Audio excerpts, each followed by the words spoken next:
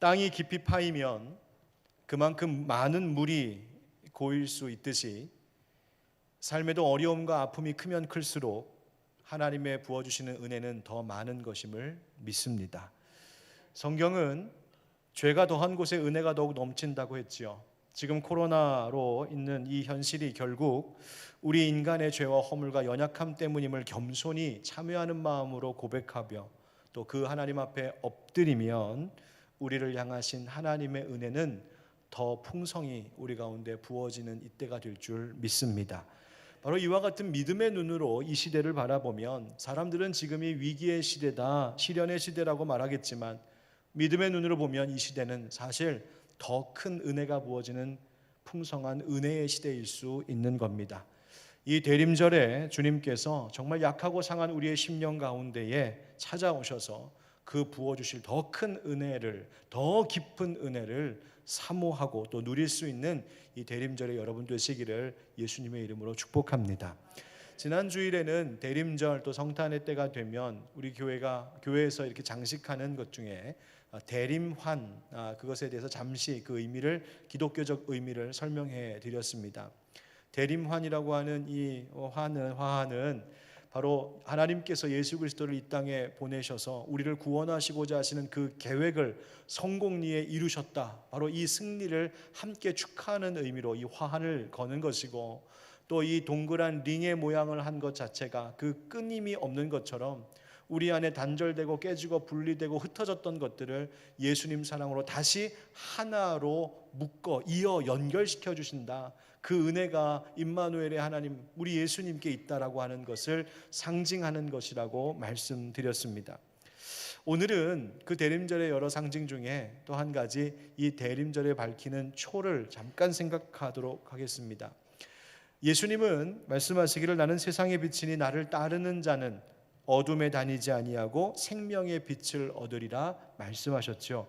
그래서 그 빛이신 예수님을 기억하기 위해 우리는 부활절에도 부활초를 밝히고, 또 우리 교회는 매 주일 예배 시작할 때마다 초를 밝힘으로 빛으로 오신 우리 예수님을 기억하며 예배드리고 있습니다.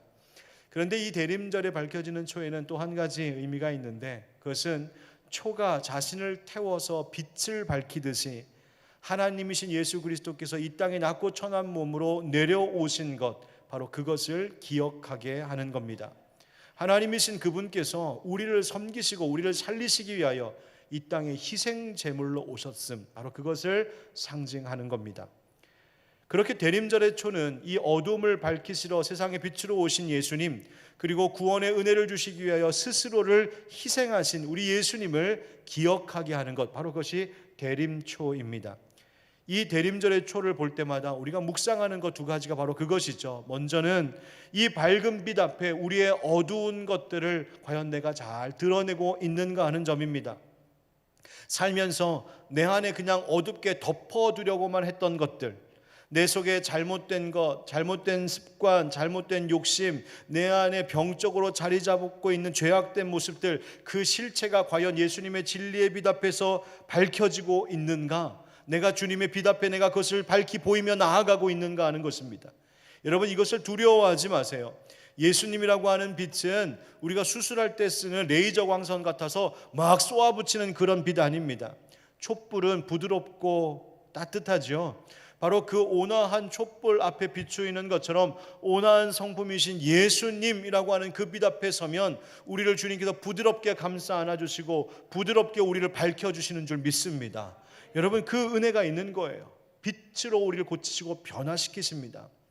또 이 초를 바라보면서 생각하게 되는 것은 예수님께서 마치 자신을 태워서 밝히는 초와 같이 예수님도 자기 자신을 희생시켜 이 세상의 구원의 빛을 밝히셨는데, 과연 나는 얼마나 내가 아닌 다른 사람, 타자를 위해서 살아가고 있는 인생인가를 돌아보게 합니다.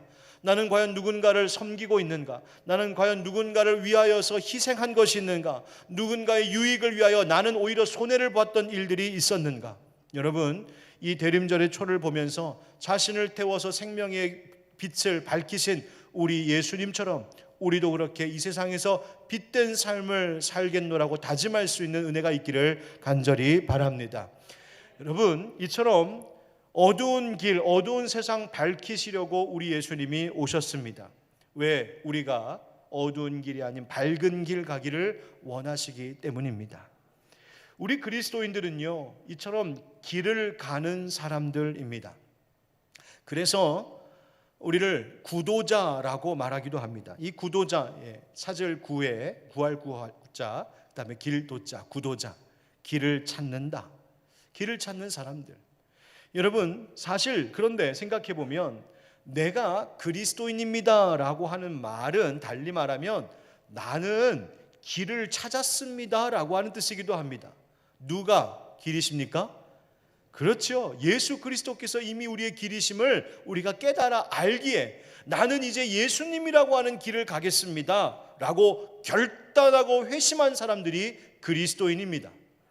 따라서 그리스도인은 구도자, 거기서 머물러 있는 것이 아니라 더 나아가 수도자의 삶을 살아야 됩니다. 수도자, 뭐 하는 사람입니까? 닦을 수, 길도, 그 길을 닦는 사람들입니다. 여러분, 길을 닦는다, 즉 도를 닦는다라는 것이 뭡니까?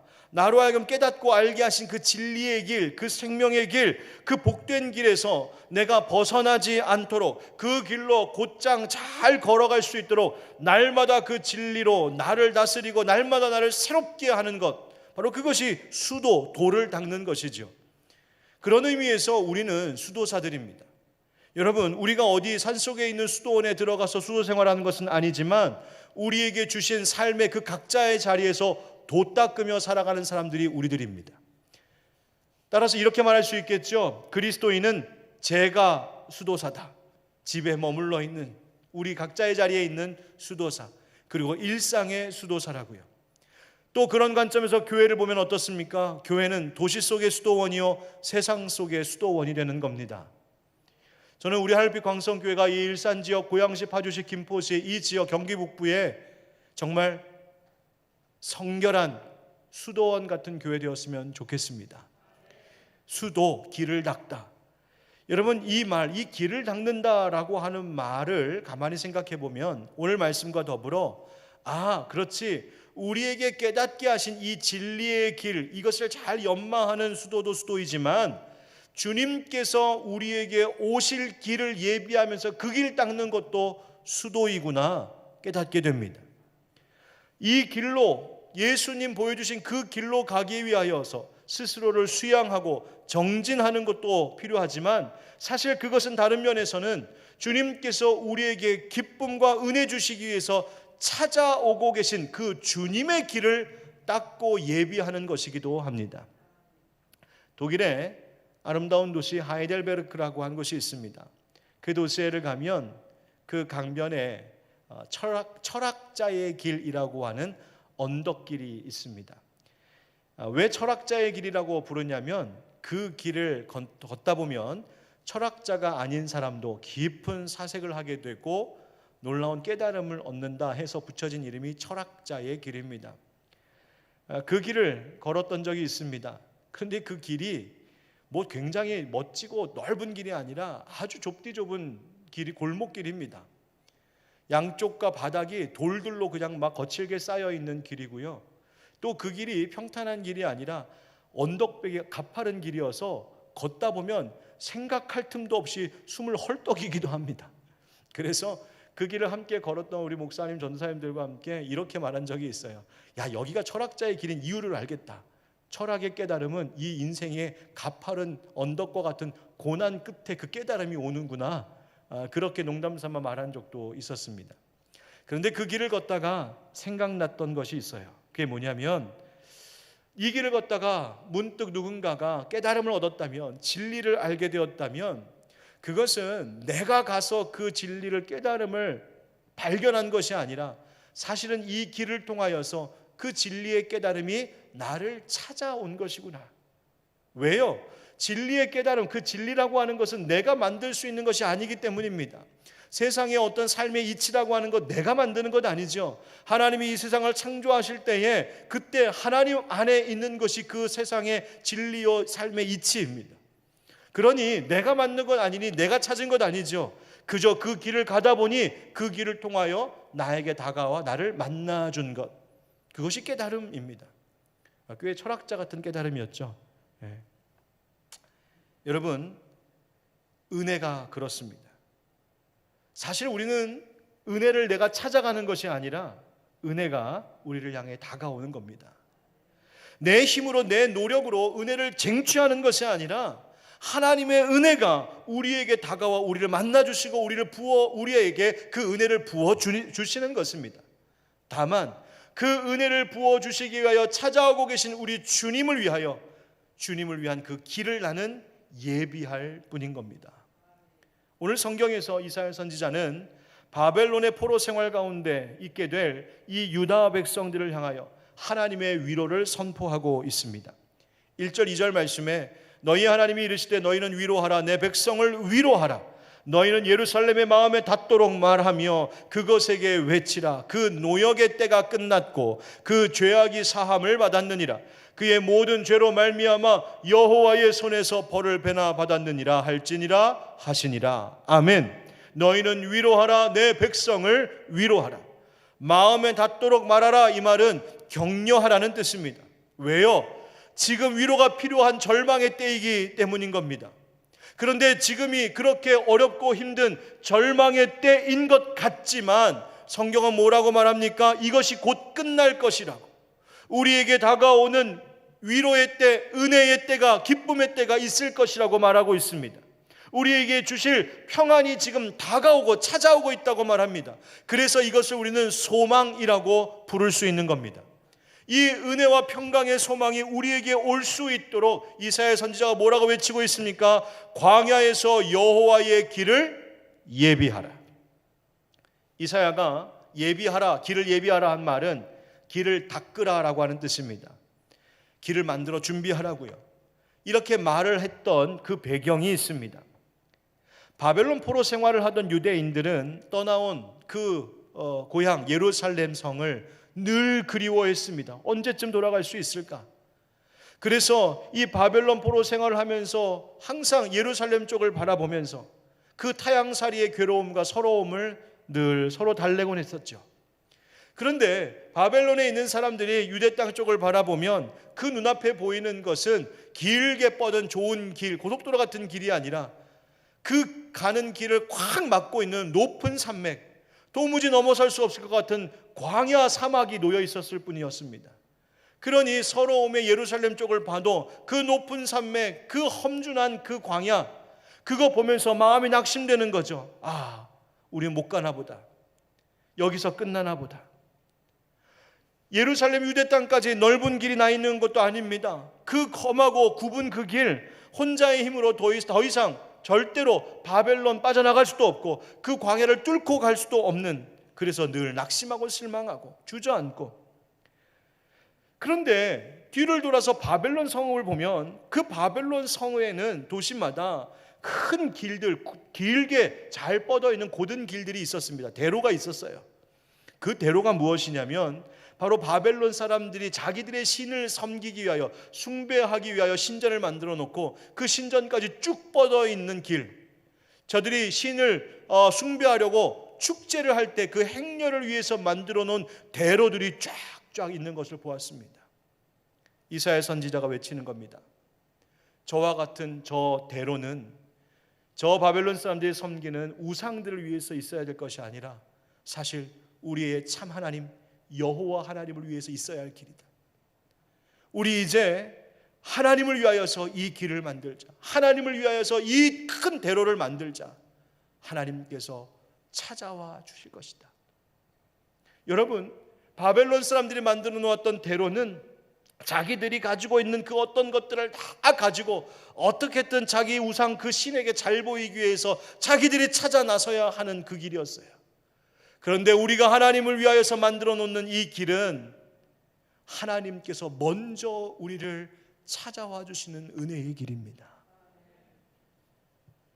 이 길을 낸다는 것이, 길을 닦는다는 것이 광야 사막 한복판에다가 길을 개척하자, 고속도로 놓자, 그 얘기 아니죠. 우리 마음의 길을 준비하라는 겁니다. 여러분, 주님은 오늘도 우리에게 찾아오기를 원하고 계십니다. 아기 예수님께서 이 땅에 구원받을 죄인들을 위하여서 낮고 천한 몸으로 이 땅에 찾아오셨듯이 주님은 지금도 우리의 인생 가운데 찾아와 주시기를 원하십니다. 우리의 가정 안에, 지금 영상을 통해 예배하고 있는 여러분들의 가정 안에, 여러분들의 가족들에게, 자녀들에게, 우리가 예배하는 이 예배당에, 우리 각자의 심령 가운데, 우리의 일터에 주님 찾아와 주시기를 원하십니다. 왜요? 우리를 둘러싸고 꽉 막고 있는 마치 높은 산맥, 험준한 광야 사막 같은 인생의 슬픔과 탄식과 아픔들을 걷어내시고 우리에게 참된 기쁨과 평안, 그 환희를 주시기 위하여 주님 우리에게 찾아오시기를 원하신다는 겁니다. 그렇다면 그 주님 앞에서 우리가 할 수 있는 일, 해야 할 일이 뭘까요? 그 길 예비하는 것입니다. 우리가 은혜를 만들어내지 못합니다. 우리 스스로 구원해낼 수 없습니다. 우리를 묶어두고 있는 죄의 사슬을 우리가 끊을 수 있는 것이 아닙니다. 그 일을 하실 수 있는 분은 예수님, 우리 주님뿐이십니다. 그 주님 오실 길을 준비하는 것, 우리가 하는 것입니다. 주님 오실 그 길을 마중 나갈 수 있도록 닦고 준비하는 것입니다. 여러분, 겨울에 눈이 잔뜩 오면 집 앞에 또 쌓여있는 눈을 치우죠. 길이 눈으로 확 덮여 있으면 그 길을 치우지 않습니까? 그때 서로 다른 마음으로 길을 닦을 수 있습니다. 어떤 사람은 아유, 내가 내일 아침에 이 길로 출근해야 되니까 내가 이 길 닦는다, 내 갈 길 닦는다는 사람이 있습니다. 그런데 어떤 사람은 내일 내 사랑하는, 내 반가운 그 손님이 오실 텐데 그 길을 예비해놔야지 하는 마음으로 길을 닦아 놓을 수 있습니다. 우리는 주님 오실 길을 닦는 사람들입니다. 그런 의미에서 수도자들이에요. 여러분, 그러면 어떻게 이 말씀을 삶 속에 적용할 수 있을까요? 한번 따라하겠습니다. 나의 길이 아닌 주님을 위한 길입니다. 우리 인생들은 저마다 각자 길을 내기 위하여서 애쓰며 살아갑니다. 가고 싶은 목적지가 있기 때문입니다. 여러 가지로 말할 수 있겠지만 결국 인생 성공이라고 하는 그 목적지에 최종적으로 도착하고 싶어서 사람들은 저마다 자기의 길을 내기 위하여 열심히 애써 수고하며 노력하며 삽니다. 어떤 사람은 돈으로 길을 깝니다. 돈으로 길을 깔면 인생 성공 목적지에 누구보다도 더 빨리 도착할 수 있을 것 같아서 악착같이 돈 버는 일에 혈안이 됩니다. 자녀들에게는 열심히 공부해서 좋은 성적 내라고 합니다. 그래서 좋은 대학도 가고 좋은 직장도 들어가고 좋은 직업도 가져야 된다고요. 그러면 그 길이 너를 인생 성공이라고 하는 그 최종 목적지에 그 길이 인도해 줄 거라고 그렇게 가르칩니다. 여러 가지 방법을 동원하여서 인생 성공이라고 하는 그 최종 목적지로 안내해 줄 길을 애써 준비합니다. 그 길 가다가 안 되면 인생 역전을 꿈꾸는 엉뚱한 길을 때로는 택하기도 합니다. 그러나 여러분 어떻습니까? 내 인생의 길, 즉 나를 위한 길을 닦는 일에만 열심을 내며 살면 그 인생은 절대로 자유하지 못합니다. 지치고 실망합니다. 왜요? 내 뜻대로 되지 않기 때문입니다. 늘 무거운 짐을 지고 끙끙거리면서 사는 것 같습니다. 나만 위한 길, 나를 위한 길, 내 성공을 위한 길, 내가 갈 길 닦는 사람은 만족도 행복도 없습니다. 거기 가면 행복이 있을 것 같은데 가보면 없기 때문입니다. 여러분 기억하십시오. 그리스도인의 삶, 수도자의 삶이라고 하는 것은 나의 길을 닦는 사람들이 아니라 주님이 오실 길을 닦는 사람들입니다. 3절 말씀에 외치는 자의 소리여 이르되 너희는 광야에서 여호와의 길을 예비하라. 사막에서 우리 하나님의 대로를 평탄하게 하라. 아멘. 누구의 길이요? 여호와 하나님의 길 그대로. 여러분 이 말은 좀 풀어 말하자면 우리 주님께서 오실 길, 하나님께서 오실 큰 대로라는 뜻입니다. 내가 가는 것 아니고 주님이 찾아오신답니다. 내가 인생 성공이라고 하는 목적지까지 애써 달려가는 것이 아니라 사실은 주님께서 우리를 위로하시고 우리를 평안케 하시기 위하여 주님이 찾아와 주신답니다. 주님이 찾아오시면 그때 비로소 내 삶의 만족과 행복이 있다고 하시는 겁니다. 그러니 여러분 우리는 삶의 목적을 달리해야 합니다. 일하지 말라는 것 아니죠. 돈 벌지 말라는 것 아닙니다. 공부하지 말라는 것 아닙니다. 대학도 가고 좋은 직장, 좋은 직업도 얻으면 좋습니다. 그러나 이 모든 수고와 애씀이 나를 위한 것 되어서는 안 된다는 겁니다. 나를 높이고 내가 성공하기 위한 길이 아닙니다. 만약 우리가 예수 믿는다고 하면서도 여전히 내가 애쓰고 수고하는 모든 일들이 내가 성공하는 그 길 닦는 것이라면 여러분, 예수 믿는 사람, 세상 사람들과 다를 것이 뭐가 있겠습니까? 우리는 주님의 길, 바로 주님을 위한 그 삶의 목적으로 사는 사람들입니다. 우리 지난 한 해를 한번 돌아보십시다. 지난 한 해 나는 내가 갈 길 닦는 것에 애쓰며 살았는가? 아니면 주님 오실 길 예비하는 것에 수고하며 살았는가? 사랑하는 형제자매 여러분, 정말 요즘 수고가 많으시죠? 사는 것 많이 힘드시죠? 옛날 어느 정치인이 말해서 유명해졌던 그 말이 있지 않습니까? 여러분 행복하십니까? 요즘 살림살이는 좀 나아지셨습니까? 여러분 요즘 어떻습니까? 열심히 사는데 행복해지십니까? 열심히 사는데 좀 삶이 나아지셨습니까? 열심히 사는데 혹시 행복은 잡히지 않고 그냥 지치기만 하지는 않습니까? 애쓰며 사는데 만족도 없고 좋아지는 것 하나 없는 것 같지 않습니까? 가족들을 위하여서 그렇게 희생하면서 아등바등 사는데, 아니 하다못해 아득바득 살아가고 있는데 여전히 불행하기만 한 것처럼 그렇게 느껴지는 분은 없으십니까? 혹시 그 이유가 내가 그렇게 애쓰고 수고하는 모든 것이 다 내가 갈 길 닦느라고 그렇게 해서 그 이유 때문은 아닐런지요? 여러분, 목적을 한번 바꿔보십시오. 나를 위한 내 인생길 아니라 주님 오실 길을 닦는 일에 한번 나의 수고를 들여보십시오. 하나님께서 분명 그 인생 달라지게 해주실 줄 믿습니다. 하나님께서 그 길을 통하여서 은혜의 선물 한 꾸러미 안고 달려오실 줄 믿습니다. 내 삶을 위한 것 아니라, 나를 위한 것 아니라 주님을 위한 삶으로 방향전환하는 것, 바로 그것이 길을 내는 것이요, 바로 그것이 이 대림절에 우리가 함께 생각하고 실천해야 될 일입니다. 여러분, 주님 위하여서 살아가는 그 삶의 목적을 달리하는 우리 모두가 되기를 주의 이름으로 축복합니다. 두 번째로 따라합시다. 죄와 허물을 치워내는 길입니다. 오늘 본문은 사실 예수님의 오실 길을 먼저 가서 준비하도록 보냄받았던 세례 요한이 이 이사야서 본문의 말씀을 인용하여 선포한 것으로 그 의미가 더욱더 분명해졌습니다. 마가복음 1장 1절부터 4절 말씀에 보면 이렇게 마가복음 말씀이 시작이 되죠. 하나님의 아들 예수 그리스도 복음의 시작이라. 선지자 이사야의 글에 보라, 내가 내 사자를 네 앞에 보내노니 그가 네 길을 준비하리라. 광야에 외치는 자의 소리가 있어 이르되 너희는 주의 길을 준비하라. 그의 오실 길을 곧게 하라. 기록된 것과 같이 세례 요한이 광야에 이르러 죄 사함을 받게 하는 회개의 세례를 전파하니. 아멘. 세례 요한이 이 이사야서 본문을 읽었을 때에 성령님께서 깨닫게 하셨음이 틀림없습니다. 이 말씀, 이 광야에 외치는 소리, 주님 그 메시아의 오실 길을 준비하라고 내가 보냄받았구나, 나에게 이 사명이 있구나. 이것을 깨달은 이 세례 요한은 자신의 편안한 삶, 보장된 생활을 다 버리고 거친 광야에 나가 외치기 시작한 것이죠. 너희는 주의 길을 예비하라. 이 주의 길을 예비하라, 도대체 그 의미가 뭡니까? 마가복음 1장 4절에 이렇게 되어 말하고 있죠. 죄 사함을 받게 하는 회개의 세례를 전파하니. 여러분, 주의 길을 예비하는 것에 절대로 빠질 수 없는 것이 있으니 바로 회개하는 것입니다. 내 죄와 허물을 주님 앞에 아뢰이고 그거 치워달라고 회개하는 것입니다. 여러분, 우리에게 크신 은혜와 사랑을 부어주시기 위해서 찾아오시는 그 사랑의 주님의 발길을, 그 길목을 가로막고 있는 것은 높은 산맥도 아니고 높은 담벼락도 아닙니다. 바로 우리의 죄가 그 길을 가로막고 있을 때가 있습니다. 이런 이야기가 있어요. 어떤 사람들이 죽어서 천국 문 앞에 이르렀답니다. 천국 들어가려고 하는데 뭘 가져오래요.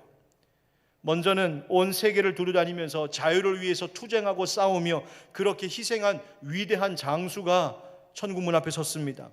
그래서 뭘 가져올까? 내가 살면서 그렇게 흘렸던 내 핏방울들, 전쟁 치르고 투쟁하면서 그 흘렸던 핏방울들을 싹 모아가지고 천국 문 열어달라 했더니 문이 안 열리더랍니다. 두 번째는 남편을 일찍 잃고 슬픔 속에 긴 세월을 산 한 부인이 그렇게 애쓰며 수고하며 살면서 흘렸던 그 수많은 땀방울, 흘렸던 수많은 눈물방울 다 모아가지고 천국문 열어달라 했더니 천국문 안 열리더랍니다. 그런데 한 초라한 죄인이 자기의 죄를 회개하면서 펑펑 울었던 그 눈물 가지고 천국문 앞에 갔더니 천국문이 그때서야 열리더랍니다. 물론 상상으로 지어낸 이야기겠지만 뭐가 정말 중요한지를 깨닫게 하고 있습니다. 바로 회개의 눈물이 길을 내는 겁니다. 여러분, 지금 코로나 때문에 우리가 힘들어서 흘리는 눈물이 있죠.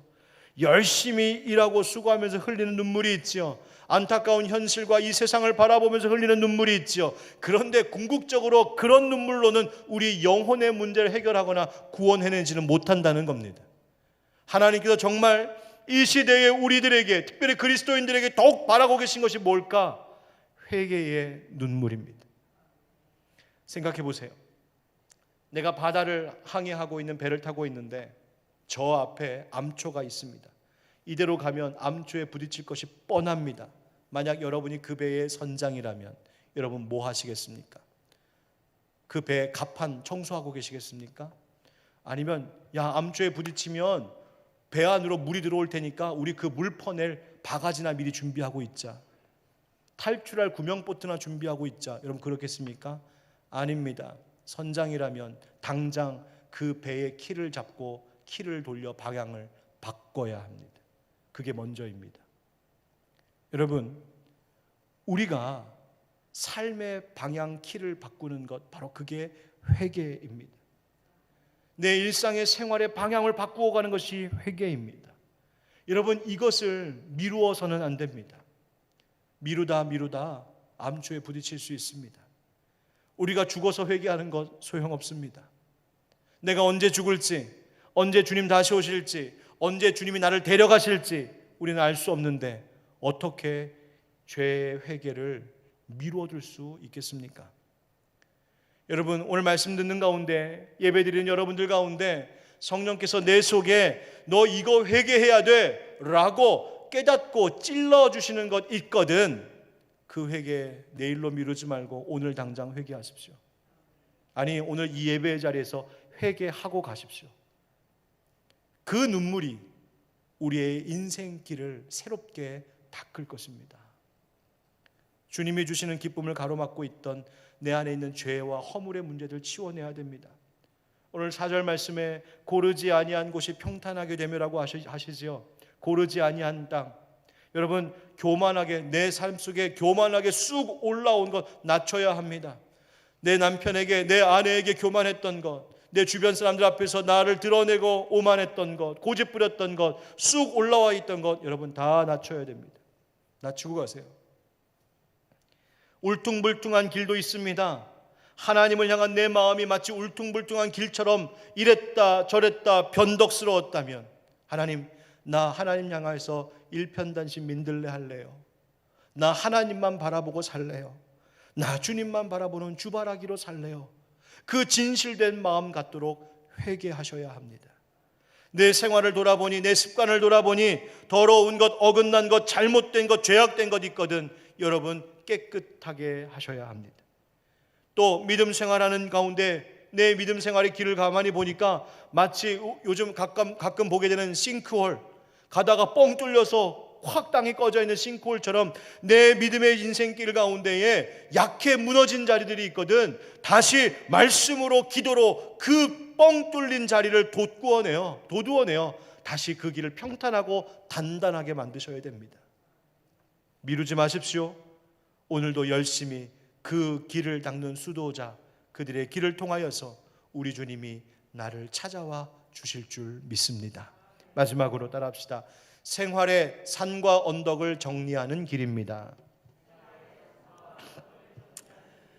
여러분, 일이 너무 많을 때, 해야 될 일이 너무 많을 때는 뭐라고 말합니까? 일이 뭐처럼 쌓여 있다고요? 산더미처럼 쌓여 있다고요. 아직 처리하지 못해서 늘 마음에 무거운 짐처럼 있는 것들이 산처럼 있기도 합니다. 여러분, 싱크대 위에 설거지하지 않고 남겨둔 그릇을 볼 때 그 마음이 어떻습니까? 아이고, 아직 빨래하지 않아서 밀린 빨래통에 빨래더미 잔뜩 보면 어떻습니까? 아이고 저거 해야 되는데. 그 산더미 같은 거예요. 여러분, 우리 생활 속에 그런 것들이 있습니다. 미루고 미루다가 하지 못한 것들이 산처럼 있는 것이 있어요. 여러분, 이런 것들이 자꾸만 생활 속에 쌓여 있다 보면 거기에 파묻혀 버립니다. 포기하게 되고 주저앉게 되고 스스로에게 실망하게 됩니다. 이 대림절은요, 그 산과 언덕과 같은 남아있는 것들을 치워내고 정리하는 기간입니다. 4절 5절 보니까 골짜기마다 도두어지며 산마다 언덕마다 낮아지며 고르지 아니한 곳이 평탄하게 되며 험한 곳이 평지가 될 것이요 여호와의 영광이 나타나고 모든 육체가 그것을 함께 보리라. 이는 여호와의 입이 말씀하셨느니라. 아멘. 골짜기처럼 깊이 파인 것을 도두는 일도 해야 되지만 산과 언덕처럼 내 눈앞에 떡하니 버티고 있는 것들, 그 높아진 것들, 남아있는 것들을 치우고 정리하고 낮추기도 해야 됩니다. 밀려 쌓여있는 일들을 잘 정리해야 됩니다. 해야 하는데 하지 못했던 일 해야 마음도 한결 가벼워지고 그 삶의 길을 통하여서 주님이 기쁨으로 은혜로 감사로 찾아오시는 것을 볼 수 있습니다. 여러분, 뭐가 산더미처럼 우리 가운데 쌓여 있을까요? 혹시 여러분 오래 살면서 어떤 분과 다퉈서 혹은 어떤 분과 오해가 쌓여서 그 마음을 풀지 못한 것이 혹시 산더미처럼 언덕처럼 내 마음 한 구석에 꽉 차고 있지 않습니까? 아직 풀지 못한 관계가 있다면, 아직 화해하지 못하고 용서하지 못한 것 있다면 올해가 가기 전에 그 마음의 무거운 산 치워버리시면 좋겠습니다. 에베소서 4장 27절에 해가 지도록 분을 품지 말라 하셨죠. 뭐가 지도록? 해가 지도록. 우리가 너무 약하니까 좀 넉넉하게 긍휼을 베풀어서 해자 앞에다가 올자를 한번 더 붙여보세요. 올해가 지나도록 분을 품지 말아라. 여러분, 올해가 가기 전에 내 안에 있는 마음의 분노, 또 관계에 꼬인 것들 풀어낼 수 있기를 축복합니다. 하나님 앞에 회개하고 돌이켜야 할 것이 있는데 미뤄두고 있다면 하나님과의 관계 앞에서도 그거 빨리 풀어드릴 수 있기를 여러분 축복합니다. 또 누군가에게 정말 고마운 마음이 있는데 표현하지 못하고 감사하지 못하고 보답하지 못해서 그것이 늘 무거운 짐처럼 내 안에 있다면 여러분, 올해가 다 가기 전에 감사합니다, 고맙습니다, 그 마음 한번 전해보시지요. 가족들에게 사랑한다는 말 제대로 한번 해보지 못했고 한 번도 제대로 봉사해보지 못했다면 올해가 가기 전에 사랑한다, 고맙다 말하며 봉사해보시면 어떻겠습니까? 지키지 못한 약속도 산처럼 있지요. 하나님께 약속했던 것이 있습니다. 하나님, 나 올해 이렇게 한번 살아볼게요. 올해 하나님 이거 지켜볼게요. 하나님, 올해 이거 하나님 앞에 드릴게요. 약속했던 것, 여러분, 우리가 하나님 앞에 이것 약속 다시 지키려고 애써야 합니다. 가족들과 약속했는데 지키지 못한 것, 나 스스로와 약속했는데 지키지 못했던 것, 산처럼 무거운 짐처럼 남아있거든. 올해 이 남은 시간, 이 대림절 기간에 그것 해보시지요. 그 산과 언덕 치워야 됩니다. 무엇보다도 우리가 코로나 때문에 거리두기 하면서 어느덧 나도 모르게 식어버린 내 신앙의 열정, 내가 생각은 했지만 열심히 믿음 생활해야 되는데, 열심히 말씀 생활해야 되는데, 열심히 기도 생활해야 되는데, 교회는 못 가더라도 내가 있는 자리에서 열심히 하나님 바라보며 믿음 생활해야 되는데 생각은 했었는데 하지 못하고 미뤄뒀던 것, 그래서 산처럼 남아있는 것, 여러분 그거 빨리 치워버려야 되지 않겠습니까? 여러분, 다시 믿음 생활 뜨겁게 회복하십시오. 예배 생활 회복하십시오. 어느 임금님이 백성들 마음을 한번 알아보려고 한밤중에 몰래 길바닥에다가 큰 바윗돌 하나를 살짝 가져다 놓았습니다. 아침이 되니까 일하러 나가는 사람들이 그 길을 가다가 어제까지도 없었던 이 바윗돌을 보면서 불평하기 시작했습니다. 장사하러 나가는 한 사람은 그 돌이 가로놓여 있는 것을 보고, 에이, 아침부터 재수 없게 왜 돌이 길을 가로막고 있어? 화를 내고 불평하면서 옆으로 피해갔습니다. 또 어떤 사람은 누가 이 큰 돌을 이 길 한복판에 가져다 놨어? 그냥 투덜대면서 불평하며 그 길을 갔습니다. 한 젊은이도 그냥 무관심하게 힐끔 한번 쳐다보고는 다른 길로 갔습니다. 그런데 한 농부가 수레를 끌고서 그 길을 오는데 그 돌을 딱 본 거예요. 이 돌 앞에 멈춰서고는 이렇게 말합니다. 아니, 이렇게 큰 돌이 길 한복판에 있으면 지나가는 사람들이 많이 불편할 텐데 말하더니 그 수레를 내려놓고 시간을 내어 힘써 이 돌을 들어다가 길 가장자리에다가 치워놓고 자기가 가는 길을 가려 했습니다. 그런데 치워놓고 쓱 보니까 이 돌이 놓여있던 그 자리에 주머니 하나가 있는 거예요. 도대체 이게 뭔가 하고 주머니를 열어봤더니 그 속에 돈과 편지가 하나 써 있었습니다. 그 편지에는 이 돈은 아까 그 돌을 치우신 분의 것입니다 써 있는 거예요. 임금님이 그거 써놓고 간 거죠. 여러분들 오늘 집에 가시는 길에 한번 잘 살펴보십시오. 사실 이 이야기는 다른 사람의 불편을 내가 먼저 헤아리고 내가 먼저 솔선수범 섬겨야 한다, 그런 마음의 태도로 늘 살아야 된다라고 하는 교훈을 주는 이야기인데, 오늘 말씀 설교를 준비하다가 생각해 보니 그렇구나, 우리의 인생길에도 돌처럼 남아있는 것들이 있는데 밀어두고 치우지 않은 것들이 있는 것 같다. 그런데 그거 하나하나 정리하다 보면 그 돌 밑에 하나님께서 숨겨놓으신 은혜의 주머니들이 있지 않을까 생각하게 되었습니다. 사랑하는 성도 여러분, 올해가 가기 전에 마음의 짐으로 남아있던 것, 여러분 그거 하나씩 치워봅시다. 거기에 하나님 숨겨놓으신 은혜, 그 위로, 그 기쁨, 그 평강, 하나님께서 우리를 위하여서 들고 찾아와 주실 것입니다. 오늘 함께 이 찬양 부르려고 합니다. 찬송가 466장의 주 음성 외에는 내 기쁨 없도다. 여러분, 우리가 주님을 위하여서 길을 내야 됩니다. 회개의 눈물로 그 길을 닦아야 합니다. 왜 이런 이야기 합니까? 주님께만 기쁨이 있고 주님께만 복이 있기 때문입니다. 우리 이 고백을 함께 찬양으로 하나님 앞에 드리겠습니다.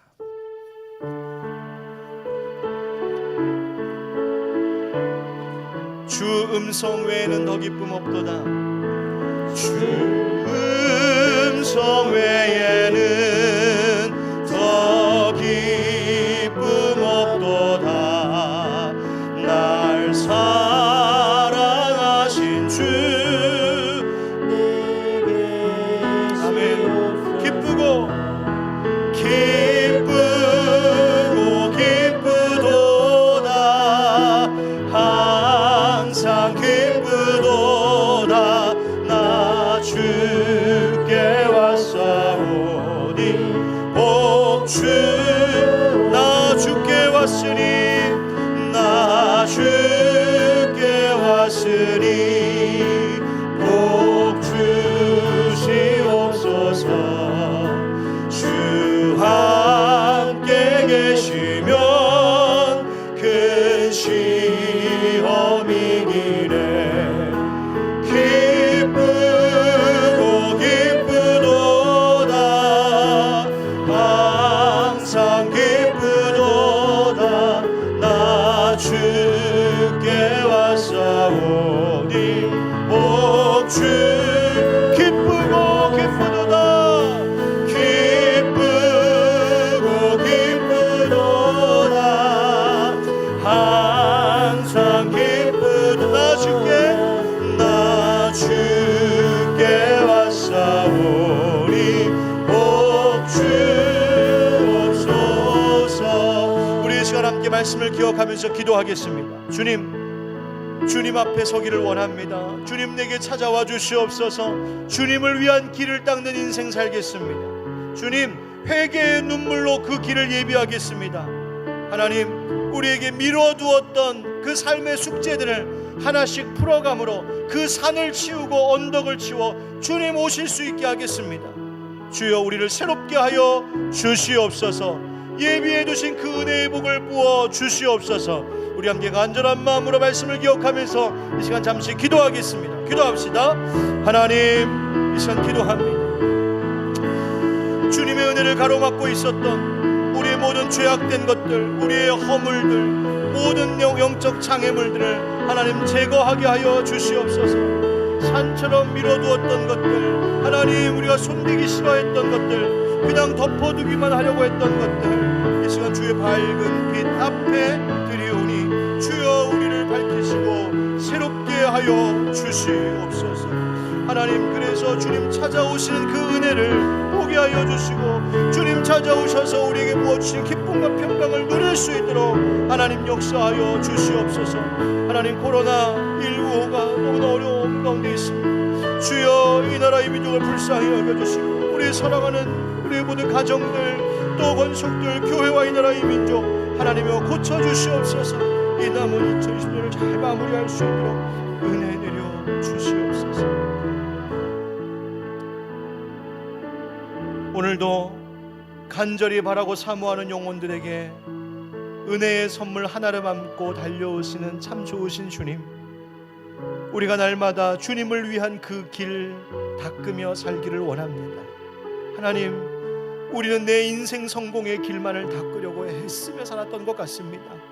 주님, 우리를 용서하여 주시고 주님이 찾아오실 수 있는 그 귀한 길을 늘 예비하게 하여 주시옵소서. 주여, 우리에게 주님 오시는 그 길을 가로막는 영적인 장애물과 같은 죄악된 것들이 있거든 오늘 이 시간 주님 앞에 내려놓습니다. 십자가 앞에 내려놓습니다. 눈물로 회개하오니 주여 용서하여 주시옵소서. 그 죄의 장애물을 뛰어넘어 주님 우리 가운데 찾아와 주시기를 원합니다. 우리의 생활 속에 가로막고 있던 산더미처럼 밀어두었던 일들, 해야 했던 일들 주님 하나씩 하나씩 정리함으로 이 대림절 우리를 가볍게 하시고 또 우리에게 찾아오시는 그 주님을 보게 하여 주옵소서.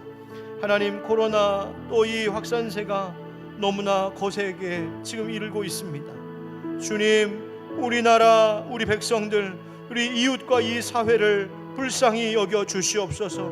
교회와 가정들을 긍휼히 여겨 주시옵소서. 모든 질병으로부터 보호하여 주시고 병든 자들 고쳐주시고 쓰러져 있는 자들을 일으켜 주시옵소서.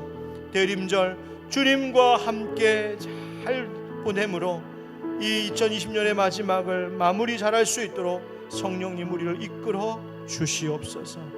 예수님의 이름으로 축복하고 기도하옵나이다. 아멘. 지금은 우리 주 예수 그리스도의 은혜와 하나님 아버지의 크고 놀라우신 사랑과 성령의 교통하심과 또 역사하심이 주님을 위한 인생길을 내는 그 목적으로 살겠습니다. 우리의 죄악된 것들을 치워내므로 회개의 눈물로 그 길을 내겠습니다. 미뤄두었던 일들을 정리해감으로 주님 오실 수 있게 하겠습니다. 마음에 다짐하고 결단하는 모든 주의 자녀들 머리 위에, 가정과 수고하는 일터와 이 나라 이 백성 이 사회 위에, 그리고 사랑하는 이 교회 위에 영원까지 함께 하시기를 간절히 축원하옵나이다. 아멘.